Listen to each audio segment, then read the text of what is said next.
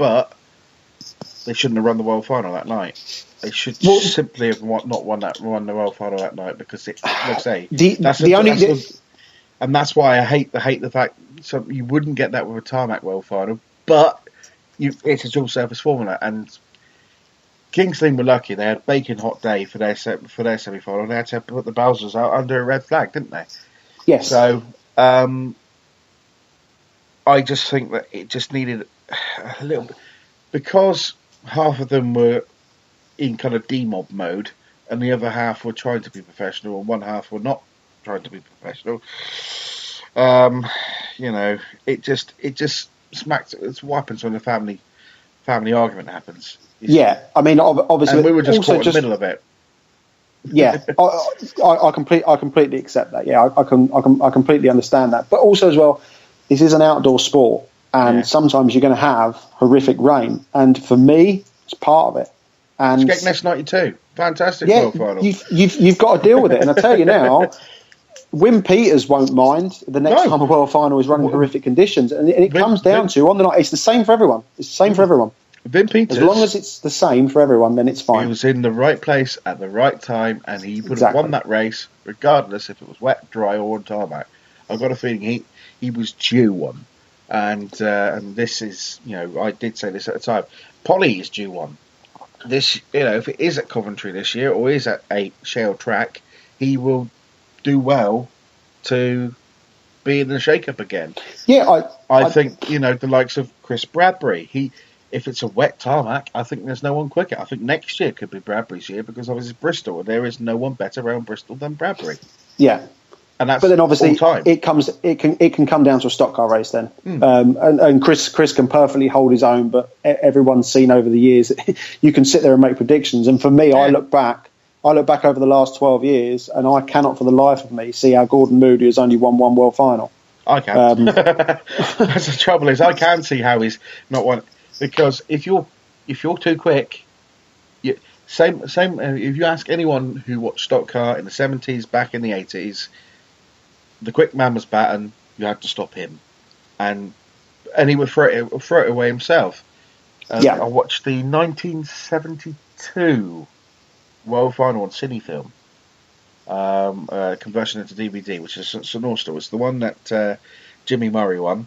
Baton was leading by a mile, and all of a sudden he got his head up his backside and just clicked a back marker, and that was it. Game over. 73 was exactly the same. He was looking like he was going to be the man. Tom Pitcher just drove away, and that was that.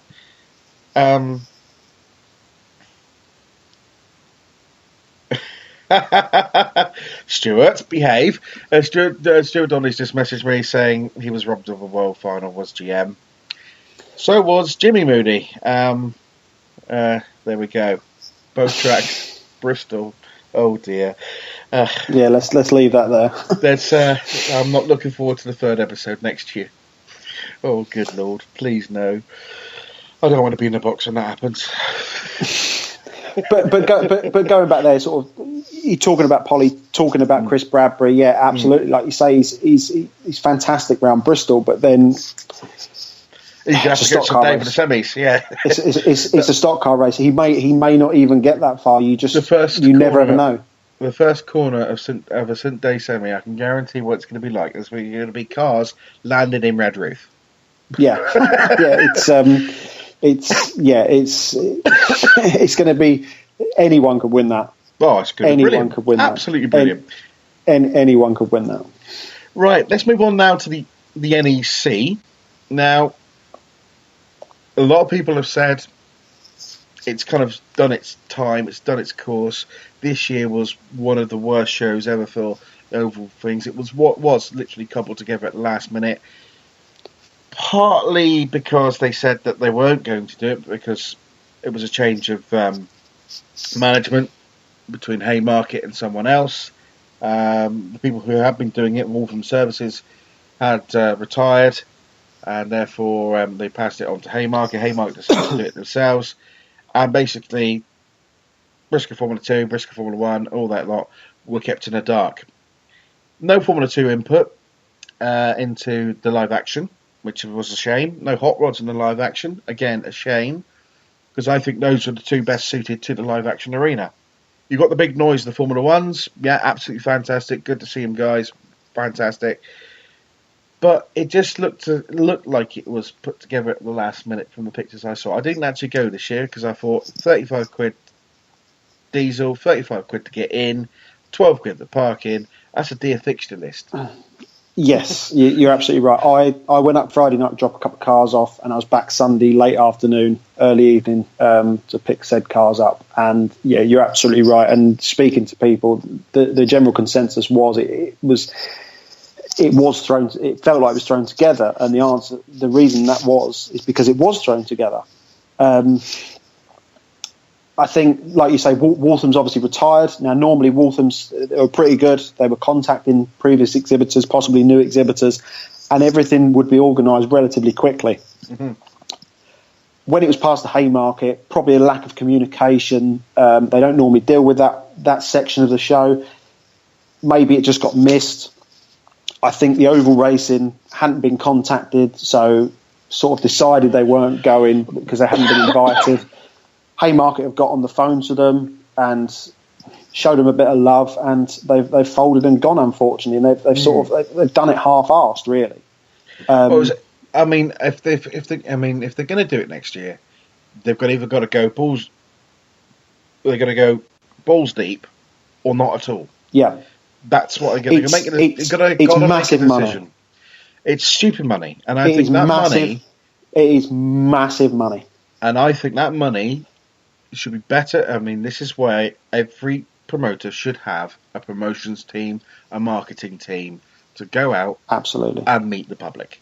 Use the money that was spent at the NEC, because realistically, the fan base that comes to the NEC is the existing fan base already. Yes, the people that you need to get is the Joe Schmoes who are down there.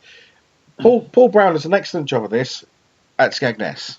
There's always a car on display outside Hildred's shopping centre. There's always a car on display out there. He's got his own presence in the shopping centre. Yeah. Go to schools. Go to country shows. Go to truck fests. Things like that. These kind of things which happen. Goodwood Festival of Speed. Take a couple of stock cars there. A couple of the old vintage ones, They would absolutely lap it up. And the fact of the matter is, you spread the gospel by preaching it.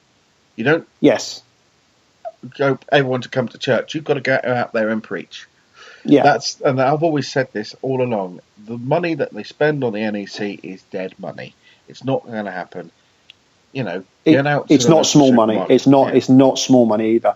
I know Paul Brown, in a lot of his literature, he likes to talk about the value of when he's talking about Briscoe Formula 2, the value of Briscoe Formula 2, and I can't remember the figure comes up with this millions, but he talks about the equipment everyone's got.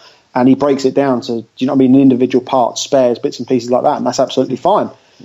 But then if you're doing that, when you come to something like the NEC, you can't then just look at the floor space that it costs, and it must be getting on towards £100,000 of floor space. I mean, it really is that much. You then need to look at, if you're going to include it as a sport, you need to look at these drivers who are taking their cars there. There's people coming over from Ireland. There's people coming from Holland. There's big money being spent all by people in and around and involved in the sport that probably totals somewhere close to 150, 200,000 pounds, maybe even more by the time you add it all up. And you're absolutely right, that money can be better spent. I would like to know, when they go to the NEC, what as a sport, and I'm not talking Briscoe Formula 1, I'm not talking Briscoe Formula 2, I'm talking oval racing, I'm talking stock car racing, I'm talking hot rods. What is their goal? What is their purpose of being there? What are they looking to achieve from being there? If it is to get new people through the gates, as I believe it is, it's not doing that. It really isn't doing that. It's the same faces year after year doing the same thing. And most people go, if you speak to most people, it's a social event. Yeah. It's a closed season social event. There's been no racing for a while. You get to watch a bit of racing, hang about, they all go out. But it's very, very similar to the reason why the UK Speed Weekend at Skegness is so popular. It's a 4-day event. It starts on the Thursday night. You do a bit of racing on the Friday. Everyone's down the seafront. Everyone's down to the island. having a laugh. The racing gets in the way of the drinking. Exactly that. And it becomes a social event, which is absolutely fine. We need money in the sport. We need to get people through the turnstiles. However you need to do that. Listen, you talk about the BDO earlier on. The PDC is built on that. Exactly. The PDC is built on 15 days a year where they hire out Alexandra Palace, and 70%, and I've actually read this, 70% of the people who go there are there either on a stag party or a Christmas do, and if they weren't there for them reasons, would never go anywhere near a dartboard in their life. Well, but it puts tens of thousands of people. It puts tens of thousands of people through the gate. It allows them to get on TV. It allows them to attract big sponsors, and it funds through that. It funds their smaller events throughout the year, and it builds the series as a whole. Yeah, you talk about marketing, and I'll go back to Speedworth here. Dean Wood gets a lot of stick. Dean Wood gets ridiculous amounts of stick, really. And I don't always agree with everything he does. Sometimes he can come across a bit prickly. But what he does is he'll make a decision, he'll back himself, and he'll go with it. And if you look at the way he's trying to do it, he is putting a real professional team in place. He's got a full-time marketing and PR person in Dean Cox. Mm-hmm. A guy that is looking at new avenues, new ways of bringing in the money into the sport. And if you go to the NEC and you look in general, it's very, very half-assed. It's not. I mean, with the greatest respect to Steve does a fantastic job, but this year, he said, he was struggling this year because he didn't know. He didn't know who was going to be interviewing. Didn't know what was happening. Excuse me, I'm terrible. This cough is terrible. That was the main problem that they had. I mean, it's fantastic to see all the new cars. Everyone goes there to have a look at the new cars every year. But even that's been dwindling over the last couple of years. Yeah, but there wasn't a massive amount of new cars there this year. Exactly. A lot of them when you looked under the skin. Yeah, a lot of them, when you looked under the skin, they've been refreshed. Listen, I'm not knocking anyone. It was last minute. It was put together, and some of the cars there that had been raced or put back together were immaculate and really, really well done. And it wasn't until you looked closely you couldn't see that they weren't new cars. It's what are we really getting out of it as a sport? Is it really paying for itself? And if you think in 5 years, even if you just took the floor space and you're somewhere near £100,000, it's £500,000. Are we really gaining that back out of it? That could build a fence. That of course it could. Build a grandstand at Barford. It could build a new track in the right area. Exactly. It could do. In the right area, it could build a new track. My girlfriend, she's a marketing manager for one of the biggest companies in the UK. And when you look at, I know stock car racing, it's not up there in that kind of sort of multi-million, maybe even billion-pound turnovers.